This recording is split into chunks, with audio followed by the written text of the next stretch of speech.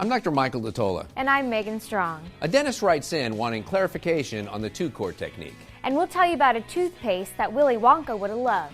And dentists and hygienists fare well in U.S. News and World Report's top 100 jobs. That and more on today's Chairside Live.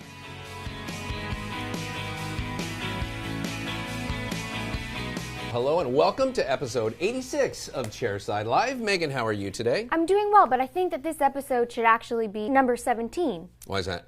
Because that's how many weeks pregnant I am. Oh, snap! Yeah. Look at that.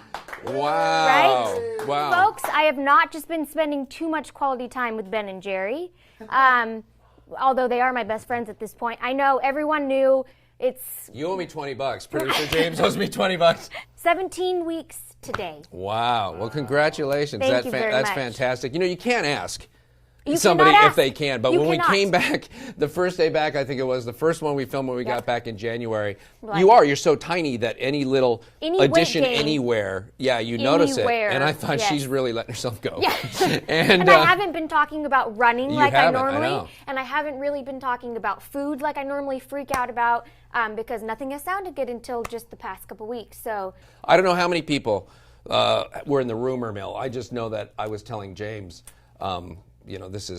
this seems like probably Right. what it is. But of course, you don't announce it right away because you Yeah. never know what's going to happen, and so Totally. probably prudent to wait a little bit. until and you you're do. right that you never listen to me ever ask a woman if she is pregnant until she could be popped out like this and she doesn't say anything. You don't say a word. Yeah, I right? don't think you should until either. that baby is born or whatever. Until the person tells Right. you. You can assume in your head and whatever, but. Well, we've got an interesting show besides that surprise, which was truly a surprise for all of us. In this week's Case of the Week, we're going to look at Megan's ultrasound. No, we're not. We're going to take a closer look at the reverse prep technique. We got a couple questions about it, and we have a longer video that's on the Glidewell Dental website. But I want to do a shorter, kind of abbreviated version and just talk a little bit about how it fits in to my Crown and Bridge clinical technique. Let's go ahead and take a look at that now. Nearly every week on Chairside Live, we give away a reverse preparation kit, and somebody wrote in and said, would you please explain what it does? And I thought, well, this is a good opportunity to get the chance to do just that. So I wanted to just show you the burrs on the kit first before we get into the technique. The first one's a simple 57. It could be a 56, 55. The only thing we don't want to use is a cross cut, the 556 and 557, because of the fact that they cause a lot of damage, a lot of shattering of the enamel around the area while we're working and beyond it, even into the dentin as well. This one of the quick early burrs you're going to see us use is this 801021 burr.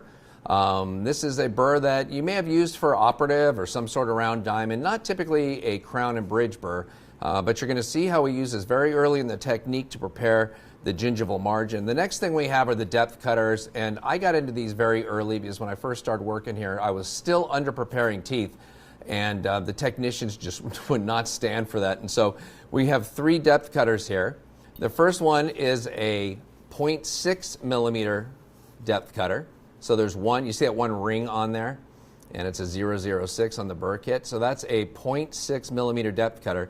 That's the minimal thickness for Bruxer. So if I'm doing a Bruxer crown on a lower second molar, I'll use this burr to put a depth cut on both lingual cusps and then 2 in the central groove, maybe even the buccal cusp too, because on a second molar that can be difficult to see.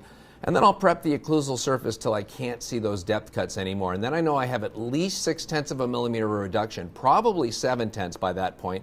And so I've got enough for a Bruxer crown, but if I still need to adjust the bite, I'm going to have to do it on the opposing tooth. We don't want Bruxer to get any thinner than that. But that's amazing. That's a very short cutting surface, very conservative restoration when you can do it at 0.6 of a millimeter. This is a 1.5 millimeter depth cut. This is what we use for any bilayered material like lava, Procera, zirconia, PFMs, and I even use it for Emacs. Because I like to be able to have an adequate thickness. The minimal thickness for Emacs is 1 millimeter, and I feel more comfortable with it at 1.5 millimeters because it does have more strength at that point than it does at 1 millimeter. So it's a depth cutter, and again, because of the shape of this, you sink it right down to that little shoulder and it stops. So you can't go too deep with these depth cutters. They're self-limiting in nature. And here's the 2 millimeter depth cutter. It's got 4 rings on it. 1, 2, 3, 4. And 2 millimeters is what pretty much every dental manufacturer has been asking for in terms of occlusal reduction for a PFM for the last 40 years. You can get away with 1.5 on PFMs or on EMAX, but for those cases where you want to make sure you've got the material at its maximum strength, 2 millimeters does really good. 3 millimeters, a lot of materials, including traditional ceramics, actually get weaker. So 2 millimeters is where a lot of these materials, especially the feldspathic ceramics, reach their maximum strength. As you'll see in the technique, this 856.025 burr is going to be the workhorse of the technique. It's going to do most of the tooth removal. Once we put the depth cuts in, we're going to connect everything with this. You can see it's a super coarse. You can see where it says SC on the burr kit and the black stripe there. And you can see how big those particles are of diamonds on the burr. And so it's going to remove tooth structure rather quickly. As a result, we're not going to get a lot of buildup of heat on the tooth, but obviously we still use it with water. So even though it's very coarse and removes tooth structure very quickly, because of the depth cuts, we're able to use this in a manner to very quickly prep the tooth because we know exactly where we're going with the depth cuts. And then the other burr next to it, the 856.016, is the same burr, same shape, same grit, just a thinner burr. So the one on the left, the 016, the skinnier burr, is the one that we use interproximally so we don't bump the adjacent tooth when there's not room to go in with the 025 yet. So it just kind of depends on the teeth and the contours of the teeth, but oftentimes I'll go in like on anterior teeth with the 016 first, and once I've gone through there once or twice interproximally with this burr, then I'm able to use the big one, which has the shape that I like at the tip and really gives us a nice finish line. They're both the same shape at the tip. One's just a little deeper than the other one. So this one would be good for Bruxer, for example, and for EMAX, I would go with the 025 on the right just to give us a little more. And then for lingual reduction on anterior teeth, or you could even use this on posterior teeth for occlusal reduction, there's our super coarse 379.023 football burr, and of course, because of its convex shape, it's going to give us a concave depth cut or reduction on the lingual of those anterior teeth. And that's it. There's a couple other burrs that I use that I just want to bring in. These two burrs I started using when I started taking digital impressions. And these are the same as our other two burrs. These are the 856 burrs, an 025 and an 016, but this is in a fine grit. So you can tell by the red stripe and just looking at the particles here compared to the super coarse ones that these are much smoother. So when I used to only use the super coarse burrs over here to finish my margin, when I would take a digital impression and it would show me the prep on the screen, I could see all the little chips out of the margin. And I realized that when using magnification, my technician was going to have a question about what to include in the restoration and what to ignore. So now I go over it with these fine grit burrs at the very end and smooth off that margin. And now I don't have any huge chips out of the margin, even when I take a digital impression, which blows up the prep 30 times on the computer screen. And the last one that I use sometimes is a 392.016. We just kind of call this a mosquito burr. The proper name's a 392.016 burr. And this is when you're prepping teeth. And it typically happens in the posterior, and you've placed your margin, but there's still not enough separation between the tooth you're working on and the one next to it. You can barely get retraction cord, if at all, and that's why I'll go in with this and kind of recontour with this fine grit burr in between and create some separation between those two teeth, because we're going to be able to need to get a saw blade in there, obviously, to be able to section that die out of there. So anytime you have two teeth contacting each other in the gingival third because of the way of root proximity or whatever it might be, this 392.016 does a great job of separating those two teeth. So let's take a look at what this looks like clinically. This is a good clinical case to demonstrate the reverse preparation technique on, because it's a single anterior tooth that doesn't have a lot of previous restorations before, so we can stay true to the way the prep technique is meant to be done. It's also an interesting case because tooth number 7 is an all ceramic crown, albeit not a great one. Tooth number 8 is a natural tooth, aka God's crown, looking pretty nice. Tooth number 9 is also a natural tooth, but it's had endodontic treatment. That's the one we're going to be working on. It's got some recurrent decay around a composite that's there, and we need to get that tooth to match tooth number 8 if we can. And then teeth number 9 and 10 are a splinted PFM. So this is actually going to be the first Bruxer anterior crown that I did from about a year and a half ago, and it'll be interesting to see how it blends in with the rest of the teeth.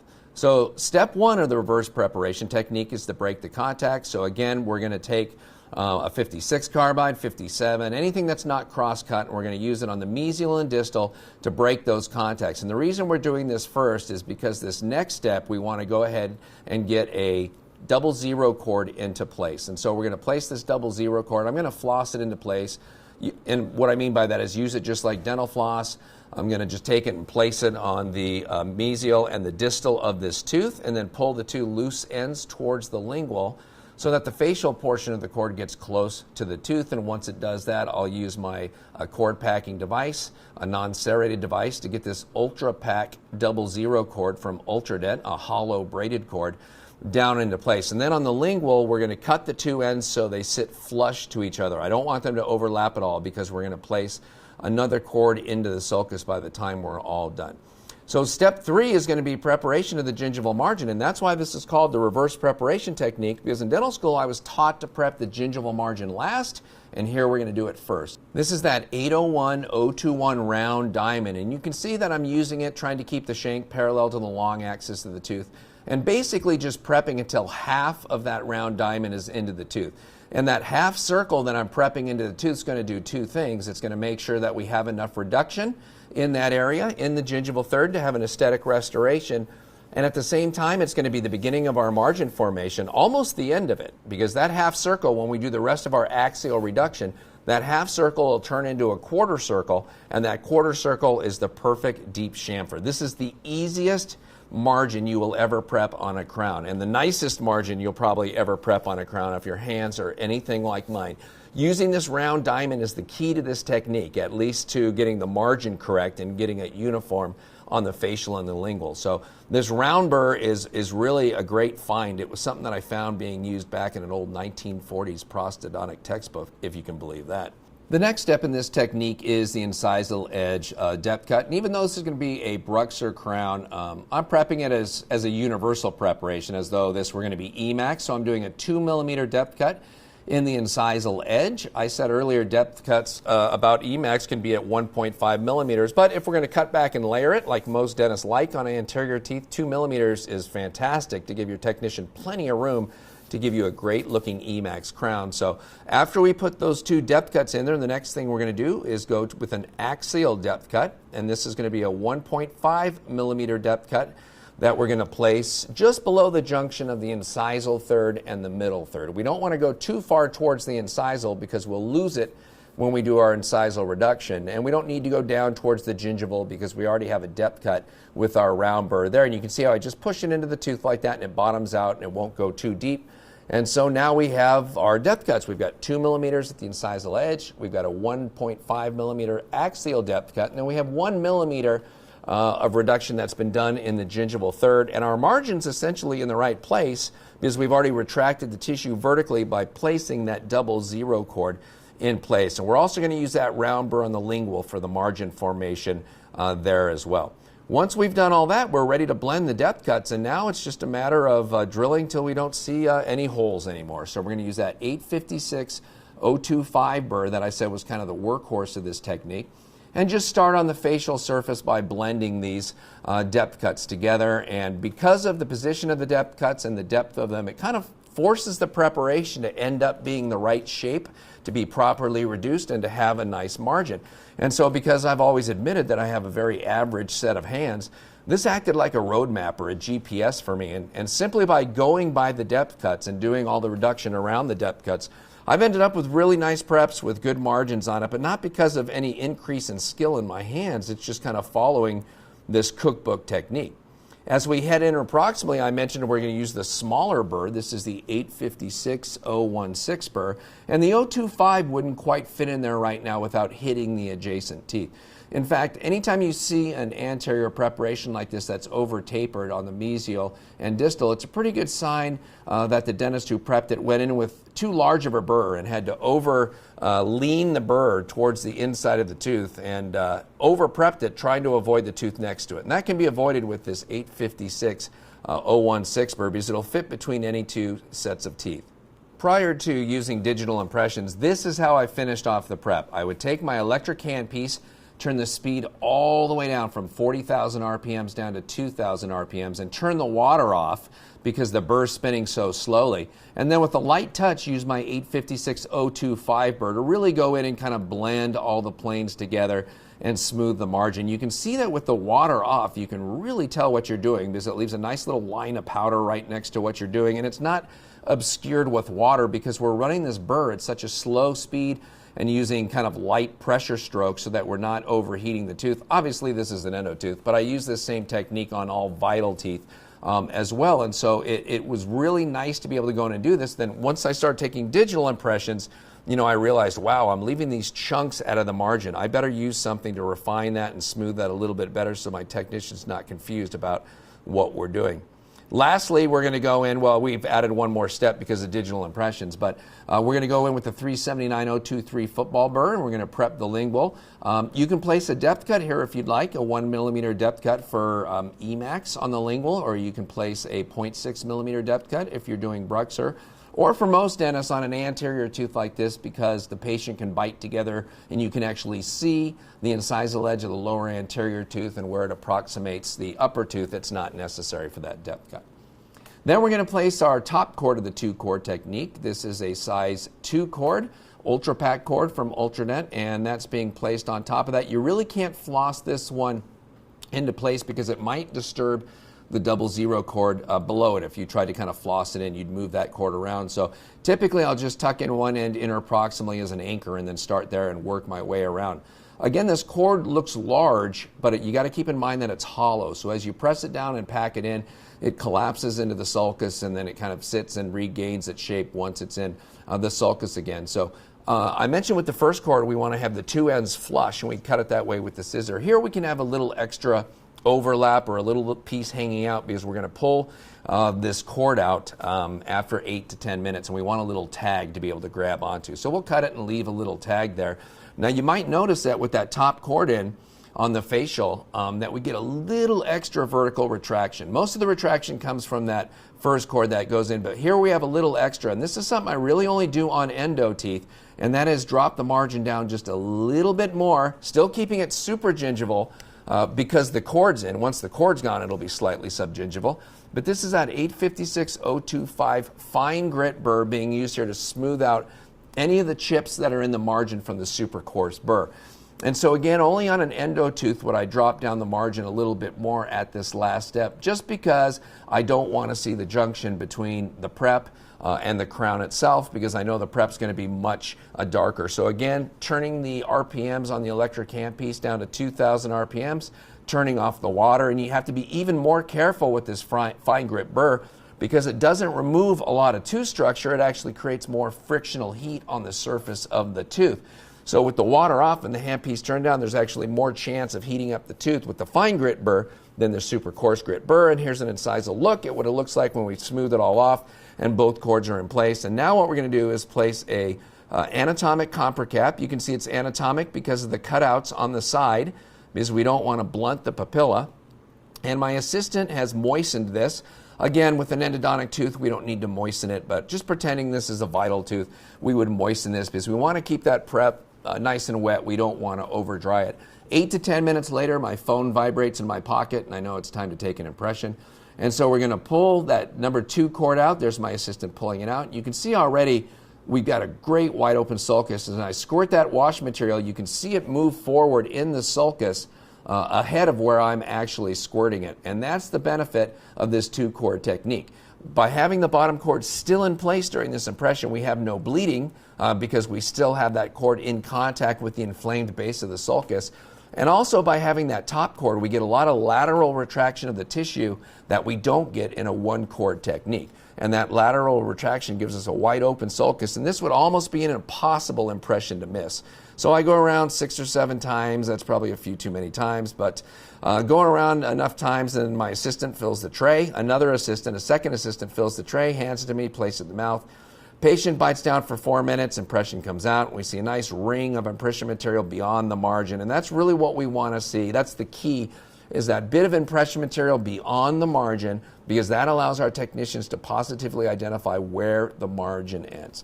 So that's the end of the prep technique, but we'll watch this crown be set just because I know you're probably wondering how the case turned out. And again, this was my first Bruxer crown. Really shocking at the time for me to look at it and see that there was no ceramic material on this crown at all. That's just 100% zirconia oxide, no veneering ceramic, and it doesn't look as good as the natural tooth next to it, but when you compare it to, the PFM, and when you compare it to the all ceramic crown on the other side, neither of those are really well done, I'll give you that. And it doesn't look as good as God's crown, the natural tooth on tooth number 8.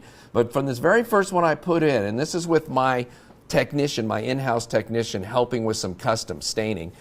It matches pretty well. It's not bad for something that's a chunk of zirconia with no weak porcelain to break off of it. That said, if I was out in private practice and doing a single crown like this without an in-office technician, I would do an Emax crown there.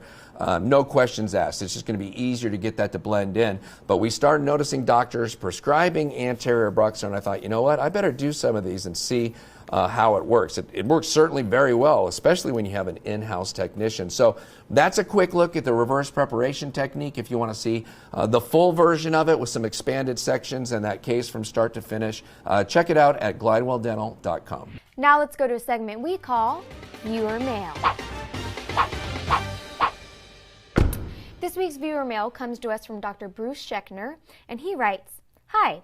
I just watched episode 85, which was last week's episode, and have a quick question about the 2-chord technique. Does the first chord placed, the 00, stay in the sulcus during the impression, or does it come out?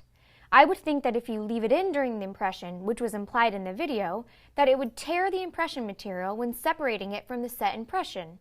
And if you do take it out right before the impression material is placed, doesn't that start the sulcus bleeding and defeat the purpose of 2 chords? Thank you."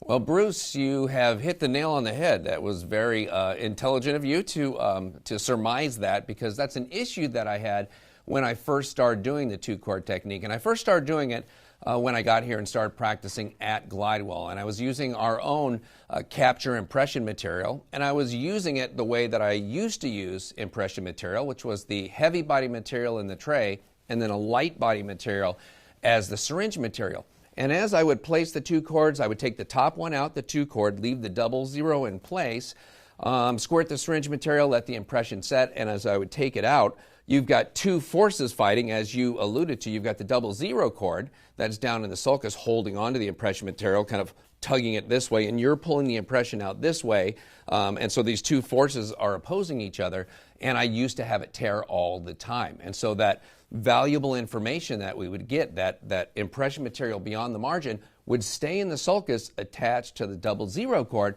and it would rip right at the margin. So it wasn't a total loss, but in a sense it was, because the whole point of the 2-chord technique is to get material beyond the margin so the technician can clearly identify where it is and be able to see that 1 millimeter of root structure to help with the emergence profile. So what I did was I kept the heavy body material in the tray, and I switched to medium body material for my syringe material. Now, the main reason people go with lower viscosities like light or extra light as the syringe material is usually because they don't have a lot of retraction and they're trying to get a really thin material that's going to kind of slide underneath the sulcus or be easier to inject. But with the 2-chord technique, when we pull that cord out, we've got a big moat, almost like we would have around a castle, and you can't help but get the impression material in there. And so using the medium body is not a penalty there, and the medium body does have higher tear strength than the light body. And so when you go to remove the impression, the cord stays in place, the gingival tension holds the 00 cord in place, and it peels right off of there, and you get the impression without any tearing. So I probably should have mentioned that, but sometimes when we try to do these shorter little pieces, I'll forget one of the salient points that I'll talk about in a lecture when I have a half hour or so to talk about it. So definitely one of the changes that I made that I found to be very important to this technique was to go to the medium body material in the syringe and stick with the heavy body in the tray. And that color combination that you see me use, the purple and yellow, the LA Laker colors from the capture system, represents those 2 viscosities. Now, sometimes the cord will actually get stuck to the impression, and when you take it out, the cord will be sitting there on the impression. If you've done the technique correctly, it'll just peel right off of there because the impression material is only on the very top of it. It has not enveloped the entire cord because there'd be no way for the impression material to get past that cord, and so it peels right off. But as you also alluded to, when that does happen, the sulcus starts to bleed right at that time. So anytime the last cord comes out of the sulcus, it will start bleeding. So in a 1-cord technique, it'll always start bleeding when the 1 cord comes out. And with the 2-cord technique, it will start bleeding when that bottom cord comes out. My preference is that we take the impression out and hopefully all those 00 cords stay in place. My assistant makes the temporary, cements them, cleans up the temporary cement, and at the very end she pulls the 00 cords out then, and we save it for the end. So just in case we left any little chunks of temporary cement in the sulcus, they will now come out as we pull those last cords out, because we don't want to have any recession of papilla because we left a chunk of temporary cement in there. Of course, when we pull those out at the end of the appointment, there's going to be a little bleeding right at that time, although it's minimized because the temporaries are in place. But we don't just pull it out and say bye to the patient, let them leave with a little bit of blood streaking down their temporaries. If it's bad, we can use a little Viscostat Clear from Ultradent and just syringe it around there. But usually we pull those out, just put a little pressure there with a 2x2, and it's fine. So I hope that cleared up your concerns, and you were absolutely right with what you were thinking. So thank you for writing in and asking that question. And Megan, yes. What does Bruce win for being our Bruce, letter of the week? Look what you get today. How about the thing you've been wanting? This photograph. It's a picture of me and Megan when you weren't with child. Yes, I was. With that picture? Yeah, this was last week. Oh, that's last week? Oh, 2 weeks ago. Or 2 weeks ago. Wow. That's one of the very first pictures I've ever seen where you, that I knew now that you were actually with child. And let's see, in the picture that I'm holding, I might, because I'm holding another picture, I might be in that one too. I'd have to go back and check the episode, but well, we'll let Bruce compare those and see what he thinks about that. But yeah. And Bruce, since the 2-cord technique goes hand in hand along with the reverse preparation technique, in fact, step 2 is placing that 00 cord, and the very last step is putting the number 2 cord on top with that anatomic comper cap. I'm going to send you a reverse preparation kit. I could just send you 2 pieces of cord, but that seems a little chintzy to just send 2 pieces of retraction cord. So hope you enjoy this, Bruce, and if you have any other questions, please feel free to write in, because that was a fantastic question. Any news for us today besides the one you introduced earlier? Yes, we've got some other news. Sounds like Crest has been using children, or maybe Willy Wonka, in their focus groups lately. They've just launched a chocolate-flavored toothpaste. The new mint chocolate Trek flavor is part of a line called Crest B. The other 2 flavors in the line are lime spearmint zest and vanilla mint spark. Crest says consumers who are looking for experiential purchases inspire the new flavors, and the unique flavors are meant to play to our senses of personal expression.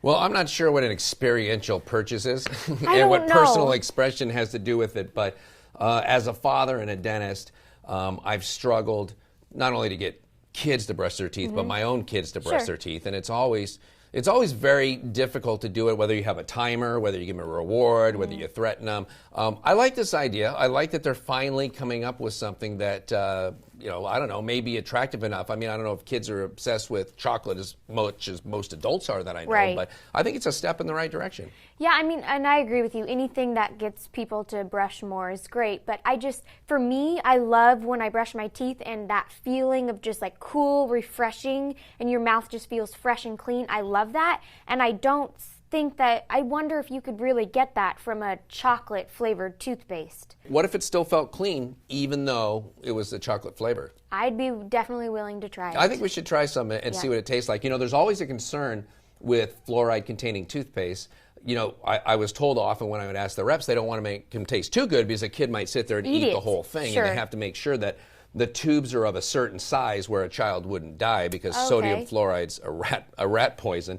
And that's why certain prescription strength toothpaste come in a very small tube, like 5,000 parts per million, in case they ate it all, they wouldn't die, but those don't even taste that good. So it'll be interesting to see what the backlash is for some of this. We should probably order all 3 and do a little taste test here on air. I think so. And we reported in an earlier episode about a chocolate toothpaste, but that was still mint flavored. It just had like ingredients that were in the cocoa bean, but this is actually chocolate mint flavored. If it tastes anything like a Girl Scout Thin Mint, I'm in. Ooh, that would be good. Right? Girl Scouts could have their own toothpaste. Go door to door selling that instead of cookies. Instead of cookies. Right, Look like at Halloween when you used to bring candy to school and my dad would force me to bring toothbrushes to school. Nope. And I'm just like, why don't you just put a kick me sign on my back while you're there? Did you not have many friends? Total humiliation, no, because of that. Anything else? Yes. Now you have even more reason to love your job. Dentists and dental hygienists made it to the top 10 best jobs in the U.S., according to U.S. News and World Report's 100 Best Jobs of 2014. So where did you rank? Dentists came in at number 3, hygienists at number 10. They scored the jobs based on projected growth, salary, employment rate, and more. Dentists are expected to see a 16% growth between 2012 and 2022, with more than 23,000 new openings. Hygienists are looking at 33% growth. Well, it's always nice to show up in the top 10 of a list and to be Of told that a you've list got of 100. Yeah, 100 jobs and dentists is the third best, but I know dentists aren't going to be that happy about this because there's been a bunch of new dental schools opening lately, churning out graduates. You know, I can think of 7 or 8 new schools that I've seen just over the past couple of years, and a lot of dentists are still kind of recovering from the recession in 2008.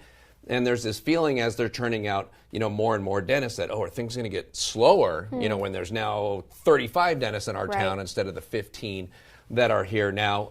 I guess the good news is that the corporate dental groups are hiring a lot of the recent graduates, so I don't know that they're necessarily going into private practice to compete with them. But hygiene, I'm a huge fan of hygiene. If you told me you were leaving Chairside Live to go to hygiene school and become a hygienist, I would applaud, you know, because it's a fantastic career, especially for a woman. As you now know, you're the only sex that can have a child, and so when it comes to, you know, being a dentist, it's difficult if you want to stay at home and take care of the kids, and you've invested all this in your dental career. Hygienists are able to work as much or as little as they want and take off time as they want, and there's always a need for them out there too. Yeah, and that actually, one of the things that they looked at to score the occupations, which I did not mention, was work-life balance. And I've heard you talk about it before, and I've heard you say that you've tried to convince your daughters to go into it because of that. You know, you have the ability to make a lot of money, and you can, you know, work a day a week, 3 days a week, 5 days a week, whatever you want to do. And so that went into it, and so yeah, I think that it's good that the industry is growing, but hopefully it doesn't take away from the individual people. dentist. Well, hopefully, you know, as the economic recovery goes forward, and hopefully organized dentistry will get involved with third-party payers, and if we can get 60-70% of the population going to the dentist in any given year, none of that should be a problem. So, all right, thank you for that. Congratulations again on the young one. Yes. That'll about wrap it up for this maternity edition of Chairside Live. On behalf of myself, Megan, the unnamed baby, and all of us here at Chairside Live, I want to thank you for your time and your continued commitment to quality dentistry. We'll see you next time. And bring me some cream cheese. Does Parker know he's going to be a daddy? Yeah. It's so weird. Were you guys trying? Nope. Oh. Look who's fertile. Right. Parker, it's me, Dr. Datola. I got some bad news. Right now, you're the center of their lives. And you will be for the next 8 months. All of a sudden, this baby's going to come. You ain't going to be. You're going to be bottom of the totem pole. You're going to be, what happened to me? I was so special. I'm Dr. Michael Latola. And I'm Megan Strong. A dentist writes in wanting some clarification on the Kukor technique. On the what? Eat a kookaroo. Oh my gosh, do you remember Kookaroo? Good for you. Y-O-O, yeah. It's not around anymore, is it? It's not. You owe me $20. Producer James owes me $20.